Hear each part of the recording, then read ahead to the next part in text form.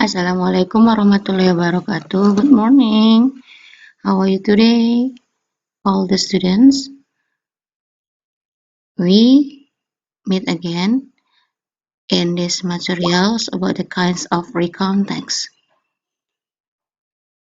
Baiklah, murid-murid sekalian, kita bertemu kembali di materi bahasa Inggris kita di kelas 10 tentang lanjutan pembelajaran kita tentang recount text.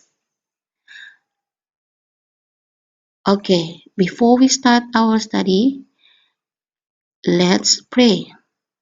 Pray start. Finish. Okay, I still remember that I had explained you about recount text, although it is about definitions, communicative purpose, generic structure, and language features. Miss masih ingat minggu lalu kita sudah mempelajari tentang recount text, baik dengan dari definisinya, tujuan komunikasinya, generic strukturnya atau struktur teksnya, dan juga ciri-ciri bahasa yang digunakan dalam membuat recount text.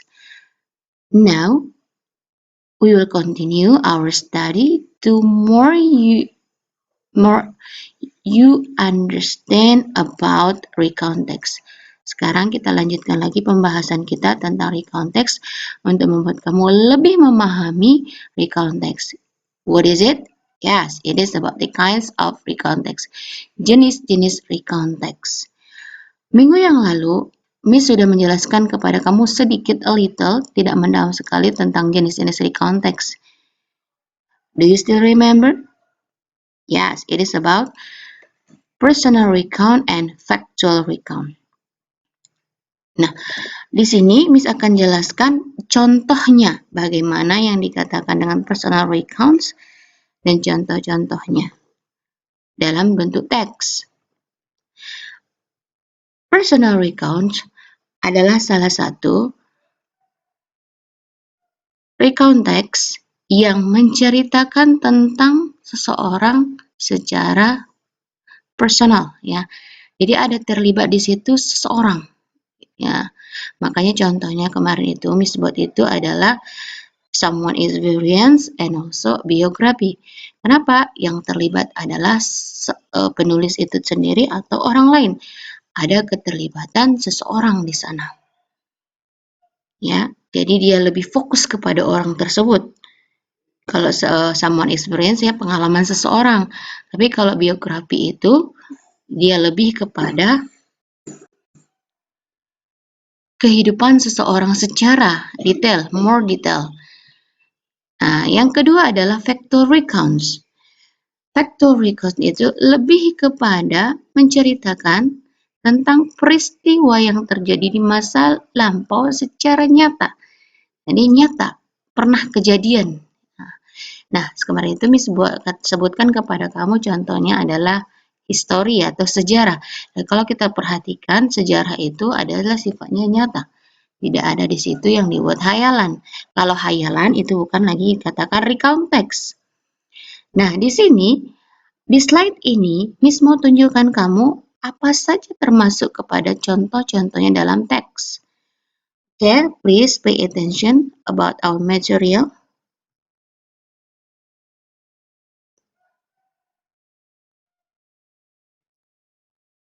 Ya, personal recount. Ini Miss buat ya agak sedikit berbeda warna. Ini contoh untuk personal recounts. Ini teksnya. My holiday was fantastic.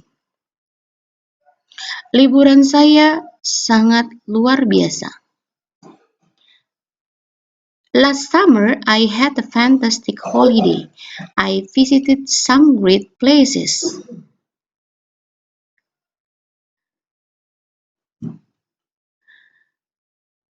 Summer lalu, saya memiliki liburan yang sangat luar biasa.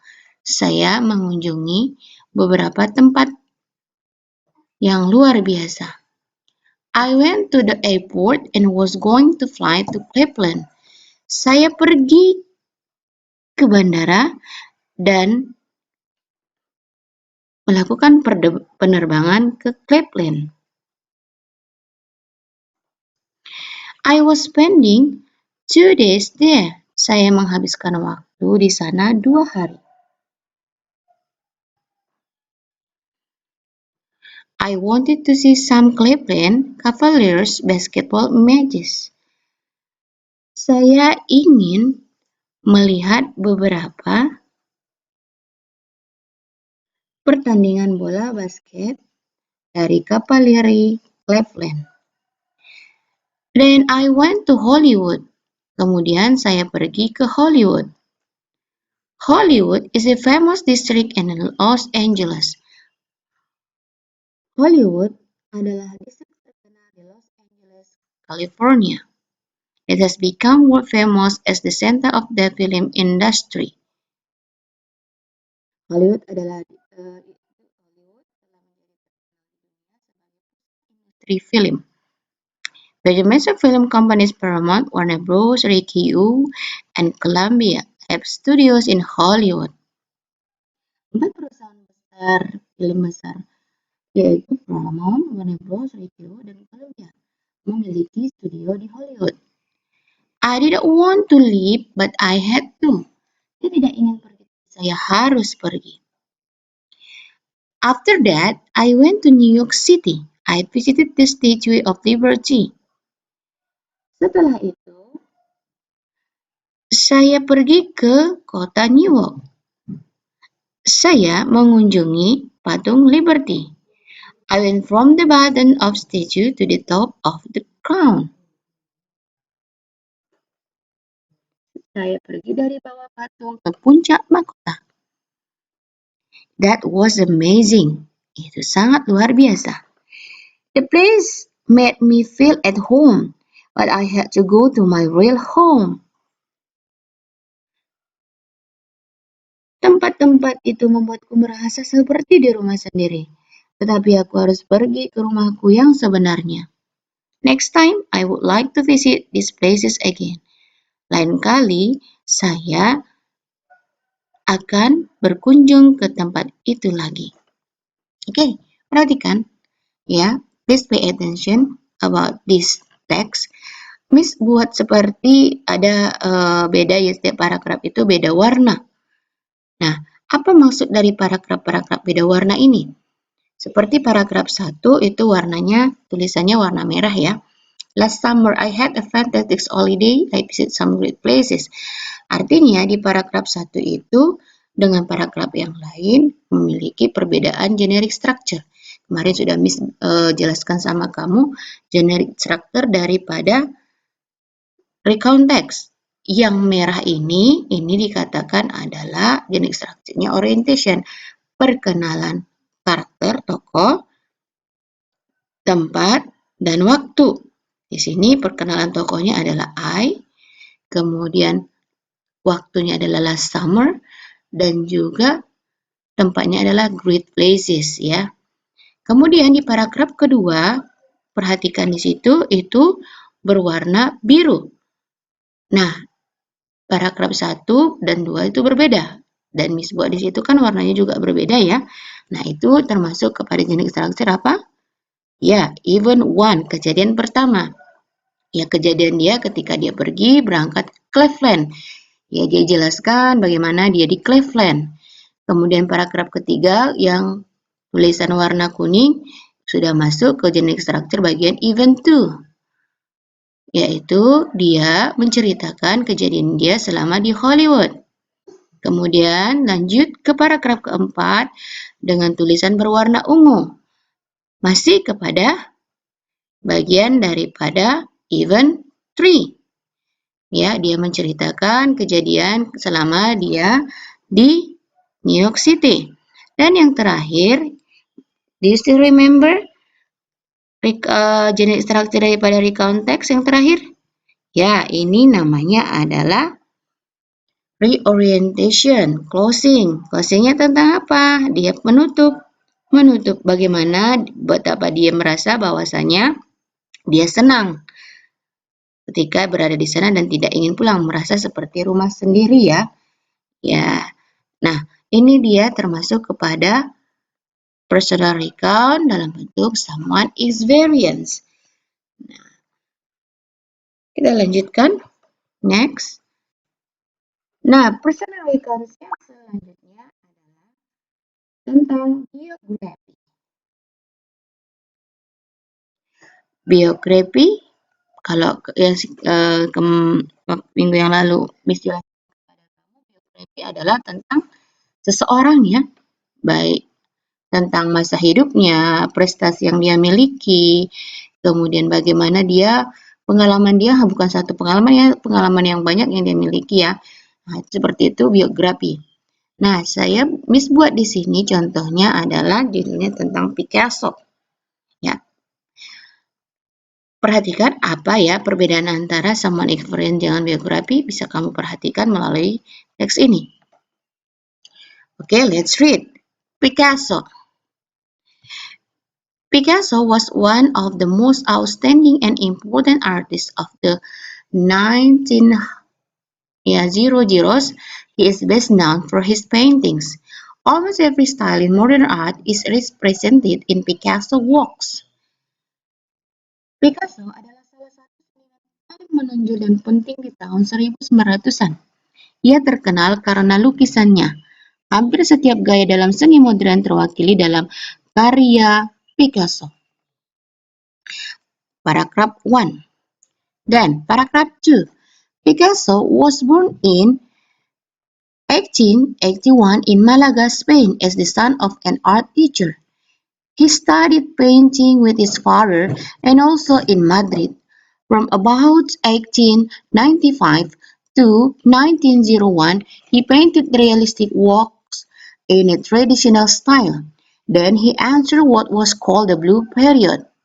During this time, he only used shades of blue in his paintings to show poverty he saw in Barcelona.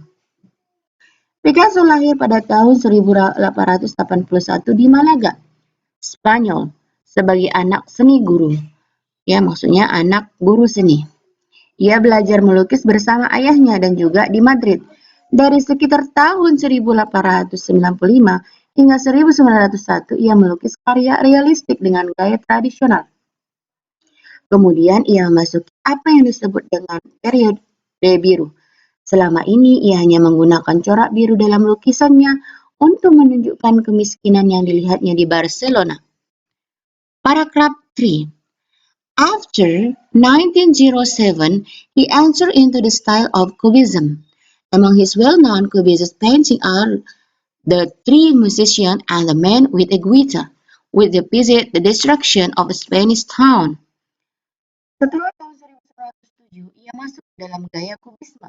Di antara lukisan kubisnya yang terkenal adalah The Three Musicians and the Man with a Guitar yang menggambarkan kehancuran sebuah kota di Spanyol. Jadi ini saya tidak artikan The Man with a Guitar ini karena dia karyanya tersebut dalam bahasa Inggris. The last paragraph. Picasso died in France in 1973. Picasso meninggal di Prancis tahun 1973. Perhatikan tentang teks Picasso ini termasuk kepada apa tadi? Ya, ini biografi. Di awal paragraf pertama bisa dikatakan dia sebagai orientation ya, di mana di sini diperkenalkan tokohnya adalah Picasso dan waktunya tahun 1900-an ya. Kemudian paragraf kedua yaitu ya bold ataupun tulisan berwarna hijau masuk ke event 1, menceritakan tentang masa kecil ya, dan juga karya-karya si Picasso.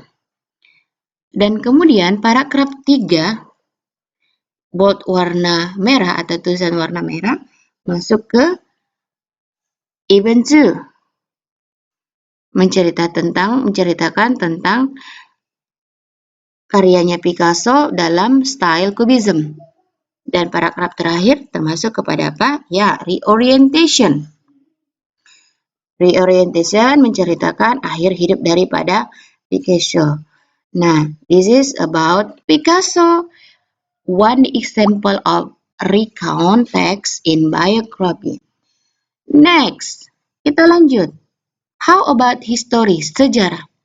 Ini Miss buat adalah contohnya teksnya tentang kejadian sejarah yang ada di Indonesia tentang perjanjian Rumroyen. Okay, now, yeah, listen me up about this text.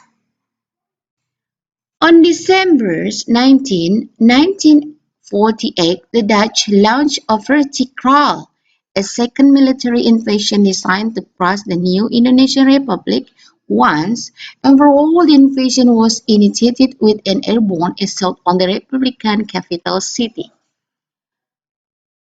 Pada tanggal 19 Desember tahun 1948, Belanda meluncurkan Operasi Kraal, invasi militer kedua yang dirancang untuk menghancurkan Republik Indonesia yang baru untuk selamanya.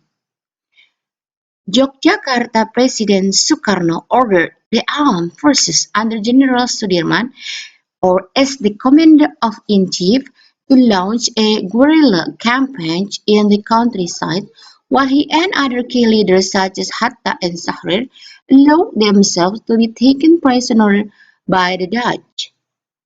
Presiden Soekarno yang berada di Jakarta memerintahkan angkatan bersenjata di bawah Jenderal Sudirman sebagai panglima tertinggi untuk melancarkan kampanye gerilya di pedesaan. Sementara dia dan para pemimpin kunci lainnya seperti Hatta dan Syahrir membiarkan diri mereka ditawan oleh Belanda. Paragraph 2. General Sudirman, or Pak Dirman, as he was usually called, led his troops to wage guerrilla warfare against the Dutch in Yogyakarta, Solo, Madiun, and Kediri for about 7 months. Jenderal Sudirman, itu ia biasa disapa, memimpin pasukannya melakukan perang gerilya melawan Belanda di Yogyakarta, Solo, Madiun, dan Kediri selama kurang lebih 7 bulan. From his headquarters deep in the mountains, Pak Dirman commanded the military activities throughout Java, including a force in Yogyakarta on March 1, 1949. Soon, the news of the defeat of the Dutch forces against the guerrillas spread overseas, and the Dutch were forced to negotiate with the Indonesians.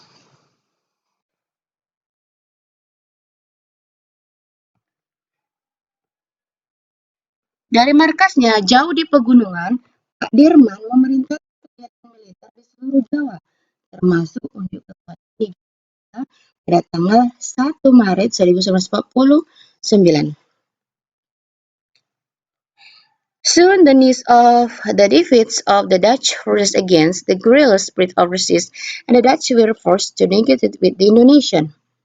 Tak lama kemudian, berita kekalahan pasukan Belanda terhadap gerilyawan menyebar ke luar negeri, dan Belanda pun dipaksa untuk bernegosiasi dengan orang Indonesia. Last paragraph. Eventually, the Rumroyen Agreement was signed, and according to this treaty, the Dutch had to release the Republican leadership and return the area surrounding Yogyakarta to Republican control in June 1949. Akhirnya, perjanjian Rumroyen ditandatangani, dan menurut perjanjian ini, Belanda harus melepaskan kepemimpinan Republik dan mengembalikan daerah Jakarta ke pada Juni 1949. When the Dutch began withdrawing their forces in July 1949, Pak Dirman was recalled to Yogyakarta and was forbidden to fight further.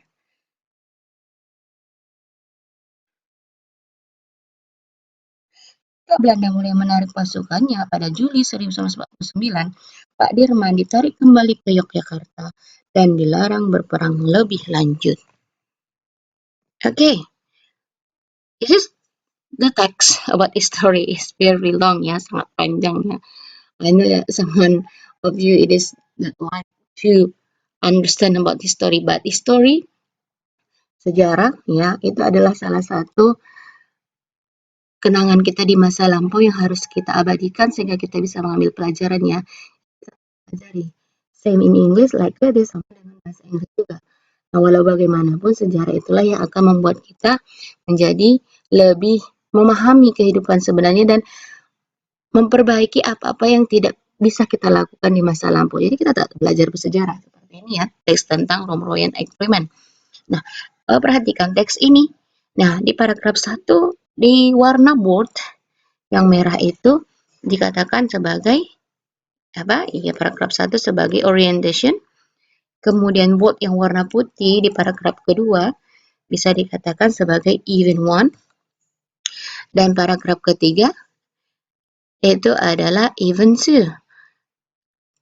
Maybe some of you have a question, why there is no reorientation in factual recounts? Pada dasarnya, factual recounts itu ada karena dia cerita masa lampau yang asli, nyata, tidak ada reorientation, karena lebih reorientation itu lebih kepada evaluasi, perasaan daripada simbolis. Ini kan menceritakan sejarah secara nyata dan tidak bisa dimasukkan perasaan di sana ya, ataupun evaluasi, karena memang cerita nyata.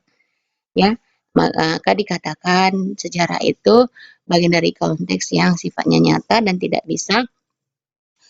ada penilaian di sana karena sudah terjadi ya. Jadi itu dia mengenai history. Okay, I have finished to explain you about the kinds of recount text and also the example.